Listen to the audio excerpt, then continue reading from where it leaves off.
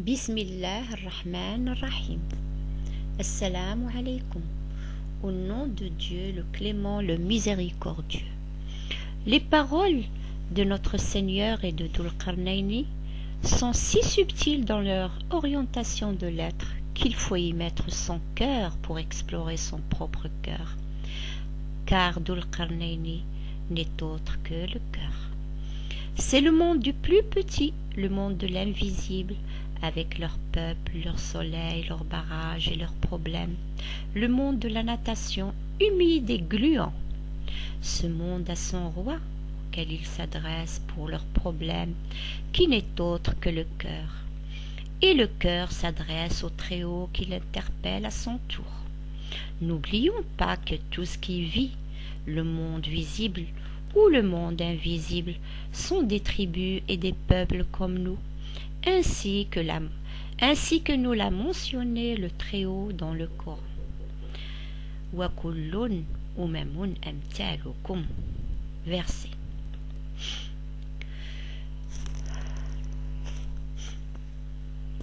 Explication du monde transcendant des versets de Dhul Qarnayn. ويسألونك عن ذي القرنين قل سأتلو عليكم منه ذكرا. Et il t'interroge sur Dhul Qarnayn, dit: je citerai sur vous de lui quelques faits. Je citerai sur vous, issu de lui, un rappel. Remarquez la merveilleuse subtilité des paroles de notre merveilleux Créateur, qui nous indique que Dhul Qarnayn n'est qu'une partie de nous, de notre corps, un organe de l'être humain, et que le rappel est un rappel du Seigneur au cœur pur. Minhu alaykum sont la clé des versets, car si le dialogue ne passe pas entre nous et notre cœur, rien ne peut être juste.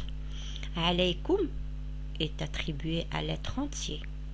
Minhu est attribué à l'organe du cœur. Inna makkanna lahu fil ard wa ataynahu min kulli shay'in sababa. Nous l'avons bien placé sur cette terre et lui avons donné des moyens sur toute chose. Effectivement, de sa place, il possède des moyens extérieurs et intérieurs pour récolter toutes sortes d'informations télépathiquement. Extérieur, comme lui, la vue, l'odorat, entre autres. Intérieur, les vaisseaux, les poumons, les intestins et toute la machine humaine et son monde extraordinaire de l'invisible. À croire que la vue du cœur s'étend au-delà des corps et du matériel. Son pouvoir s'étend vers l'interstellaire comme vers l'interplanétaire, puisqu'il dialogue, comme nous le verrons, avec le Tout-Puissant. Fattaba'a sababa. Il suivit une voie. Les voies qu'il suit sont indépendantes à notre entendement et à notre compréhension humaine. حتى إذا بلغ مغرب الشمس وجدها تغرب في عين حميئة ووجد عندها قوما. Quand il eut atteint le coucher du soleil, il le vit couché dans une source bouillonnante. Il faut noter ici que le monde de l'invisible, comme le monde du visible, possède son soleil et qu'ils ont leur peuple avec leurs problèmes, qu'ils suivent un ordre bien précis sous le commandement de l'inspiration divine. Que chacun possède son lever et son coucher du soleil, le monde du visible comme le monde de l'invisible. Les Yajouj vivent dans la source chaude et bouillonnante du sang. C'est leur coucher du soleil, et qui ne sont d'autres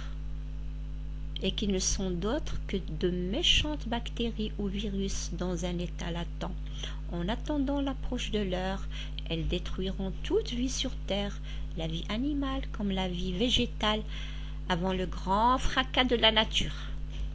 قُلْنَا يَا ذَا الْقَرْنَيْنِ إِمَّا أَن تُعَذِّبَ وَإِمَّا أَن تَتَّخِذَ فِيهِمْ حُسْنًا. Nous avons dit, ô Dhul Qarnayn, ou bien tu les châties, ou bien tu adoptes de la bienveillance à leur égard. Ici entre en jeu le dialogue du Tout-Puissant. nous et celui de Dhul-Qarnayn, notre cœur. Car Dieu s'adresse au cœur comme le cœur s'adresse au Seigneur. Dieu ne fait-il pas souffrir l'être ou lui communique la paix de l'âme par l'intermédiaire du cœur, car la paix de l'âme entre en grande partie dans la soumission de Dieu, donc l'ordre naturel des choses. قال أما من ظلم فسوف نعذبه ثم يرد إلى ربه فيعذبه عذابا نكرا. Il dit, quant à celui qui fait mauvaise œuvre, nous le châtierons, puis il retournera vers son Seigneur qui le châtiera d'un châtiment sans pareil. Il faut noter ici le double châtiment causé par le cœur et par le Seigneur. Nukura vient de Nakir et Munkir, les anges interrogateurs dans la tombe. Nous voyons que toute la création est concernée dans ce dialogue entre Dhul-Qarnayn et l'Éternel, comme Dieu se fait appeler gloire à lui, et l'Éternel c'est Ad-Dahr. Verset. قالوا ما هي إلا حياتنا الدنيا نموت ونحيا وما يهلكنا إلا الدهر إن هم إلا يظنون. Remarquez la tournure des mots. Au lieu de dire nous vivons puis nous mourrons, ils ont dit nous mourrons puis nous vivrons, sans s'en rendre compte. Ils ont témoigné d'une autre vie après la mort. Puis ils invoquèrent l'Éternel sans le savoir.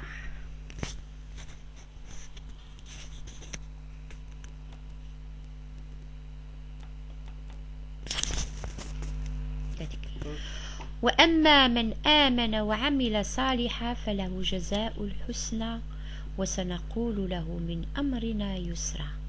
Quant à celui qui croit et qui fait bonne œuvre, à lui la bonne récompense, et nous lui insufflerons la facilité par notre ordre. Le Seigneur nous annonce que les ordres viennent de lui et que tout dépend de nos relations du bien et du mal. Il suivit une voie.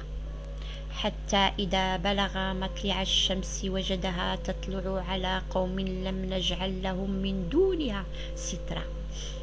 Quand il eut atteint le lever du soleil, il découvrit un peuple où le soleil est leur seul abri. Le soleil ici n'est autre que le péricarde du cœur. Ce peuple qui ne s'habille pas, ne s'abrite pas, sont les méjouches, bactéries vivant entre le cœur et son péricarde. Et comment peuvent-ils avoir besoin d'abri puisqu'ils vivent à l'intérieur des corps? Quand je dis corps, c'est tous les corps vivants de la création, et que le voile du cœur, le péricarde, remplace le soleil extérieur dans ses fonctions. Remarque, le soleil extérieur ne peut abriter des créatures terrestres vu son extrême chaleur, mais le soleil intérieur qui est le péricarde, lui, abrite ces créatures invisibles. Notre Créateur s'adresse à nous avec une grande subtilité d'esprit, car la phrase « le soleil est leur seul abri » nous permet de comprendre que ce peuple qui ne s'habille pas, n'a pas de logis, ne peuvent être des corps à part entière et qui ne peuvent pas être abrités par le soleil extérieur vu son extrême chaleur. Nous pouvons alors déduire que nous avons un soleil intérieur et un soleil extérieur comme tous les êtres vivants d'ailleurs. La fonction du péricarde